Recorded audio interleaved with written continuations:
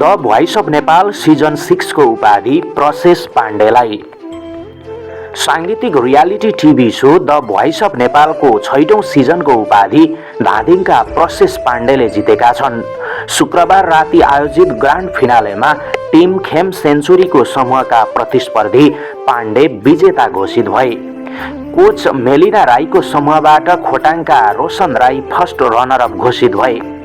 Coach Raju लामाको समूहका इलामका Pramesh Rai second runner up घोषित भए। कोच उदय सोताङको समूहबाट प्रतिस्पर्धा गरेकी सिक्किमकी Arpana Acharya third runner up घोषित भइन्। विजेतालाई हिमालय टेलिभिजनका अध्यक्ष धर्मराज भूषाल लगायतका अतिथिले पुरस्कार प्रदान गरे। विजेता भएसँगै पाण्डेले भोइसबाट 20 लाख नगद प्राप्त गरे भने अन्य दुई प्रायोजकबाट 1-1 लाख रुपैयाँ प्राप्त गरे। The voice of Nepal season 6 मा प्रतिस्पर्धा गरेर फाइनलिस्टमा पुगेका सबैजनालाई धेरै धेरै बधाई।